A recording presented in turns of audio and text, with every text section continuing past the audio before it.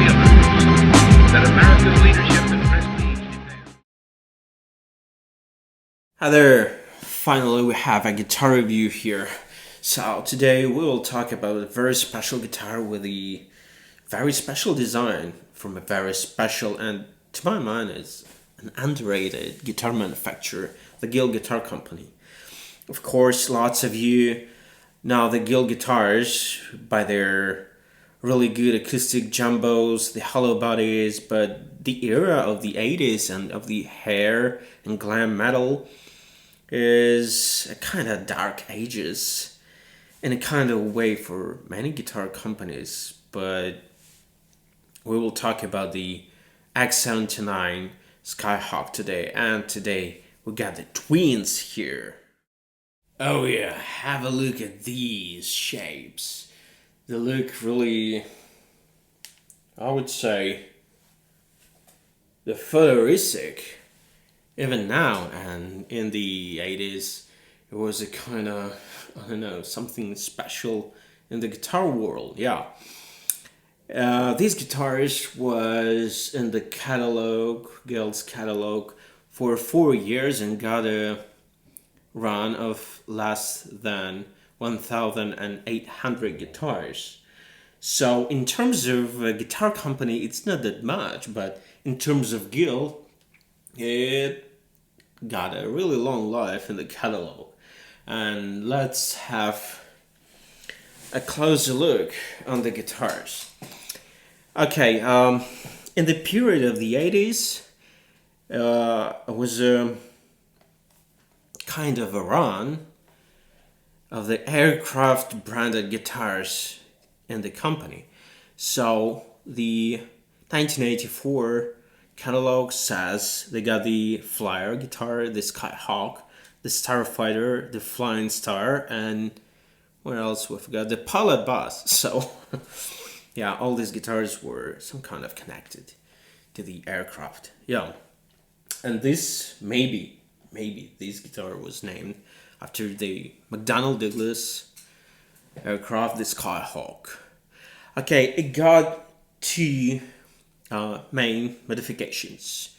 The X-79K, the K means Keller.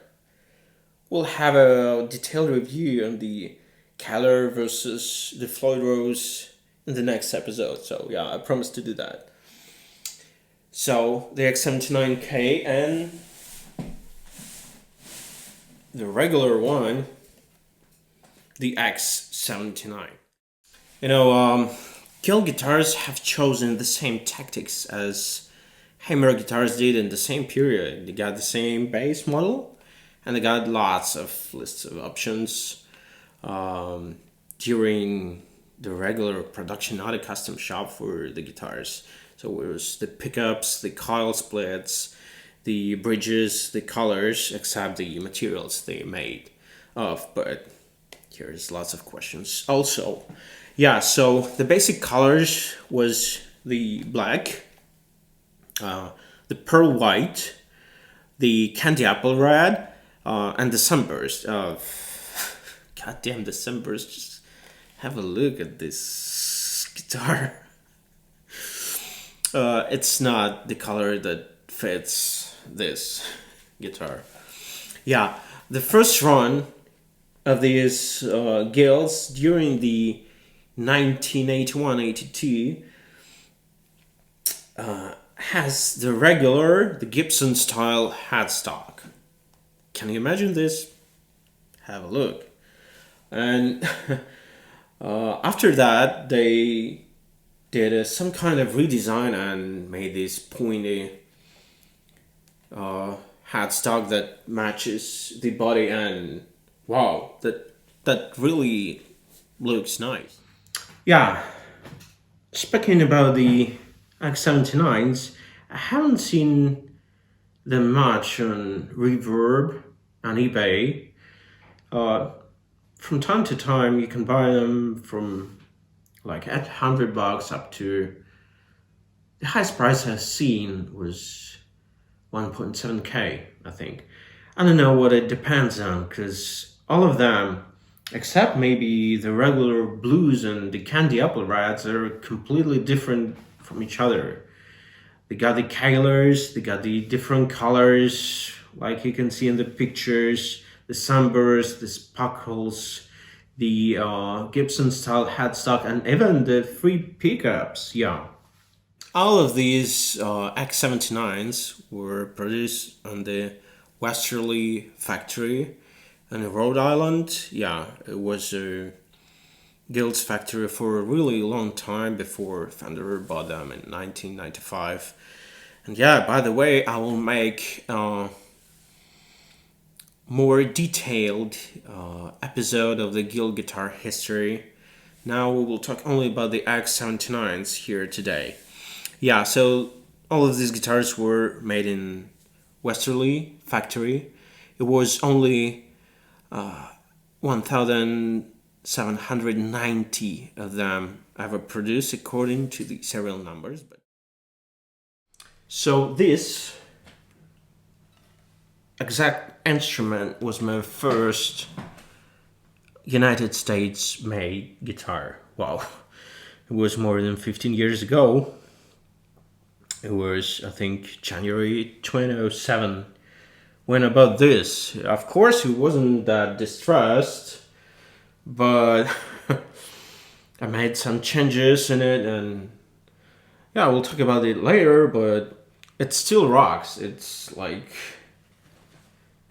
the serial number is 80816, says that it was made 1982, so this year is gonna be 40 years to this exact instrument, and it really plays well and sounds well. As for the technical side, it's a classy mahogany body, mahogany neck, but to be honest, none of these two have the mahogany body. Yeah, just have a look. It looks like some kind of black limba, so-called Carina, or maybe poplar, or maybe basswood, but obviously not a rosewood. Obviously not a mahogany body. But I've seen on the Reverb and in the internet, they got the really dark tone mahogany body also. Yeah. So it has a Gibson scale, the 24 frets, the 9.5-inch radius, so kind of a classy thing. So the guitars are really lightweighted. The blue one got a bit thinner body and a bit different, thinner neck shape. It's more than C, while the striped one is more to the regular C. You see the striped one got this belly cut, and its body is a little bit wider.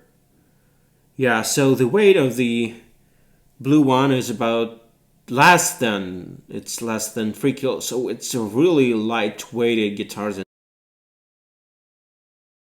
In stock, they got a DiMarzio made XR7 pickups, quite high output. I think they were inspired by Super Distortion, and it's sounds like a classic Super Distortion, but with a coil split, but not that much insulated. I have changed the pickups to pinnacle.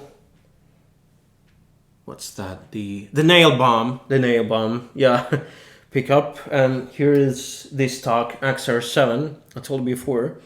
You can see these were the original pickup frames, because on these guilds, at least the 79s and maybe the other models, they got the 2 screws on the pickup frame. I don't know why they made it to make a kind of different angle to the strings, but I don't know.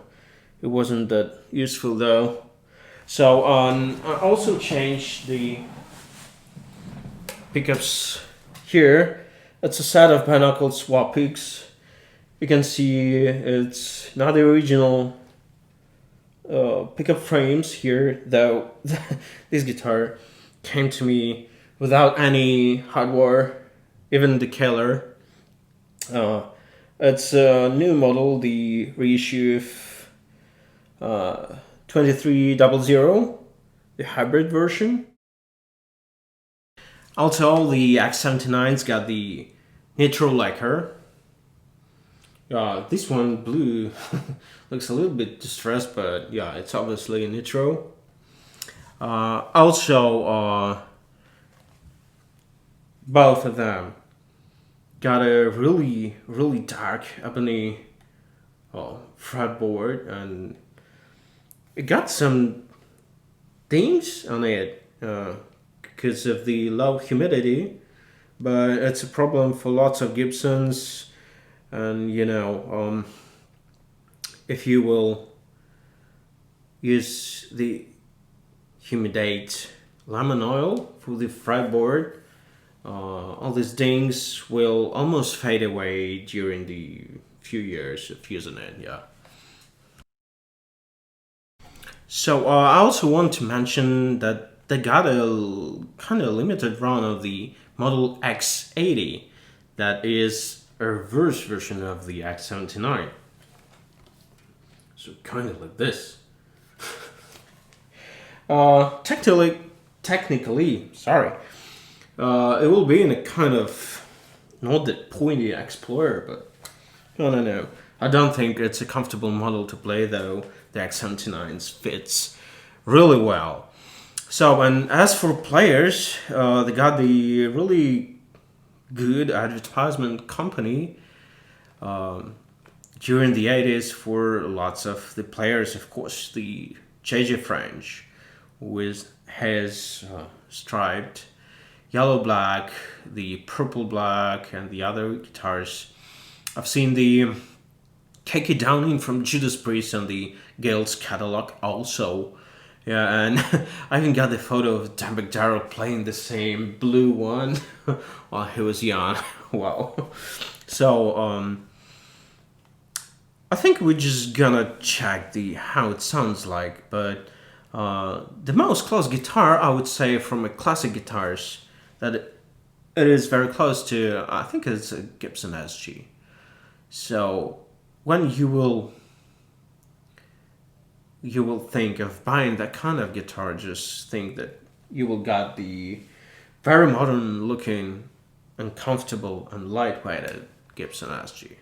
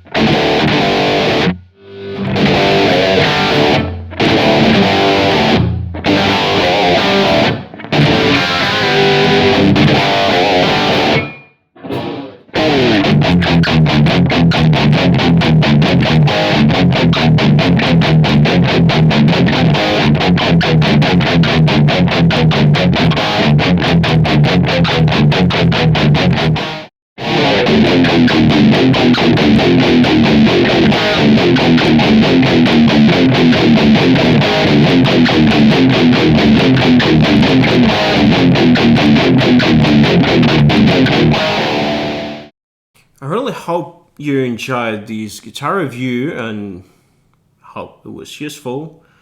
It's a really interesting and underrated guitar, and the only reason it's not popular because the same problem was with the Gibson, with the Explorers and the Flying V's. Not, of course, they got a step ahead with this contemporary design, and the classic players, the conservative players didn't want to buy it. But Gibson was a much more bigger and company with more money, so they stand this period when the Explorers and the Flying V's became classical, and it's the same story for Gill, because they're not associated with these futuristic shapes, all these X-88, X-82, and all these, pilot basses, X-79. It's not about the Gill. It's a good guitar, a very well-crafted guitar, very good sounding guitar, comfortable guitars, but I think they were made under the wrong brand.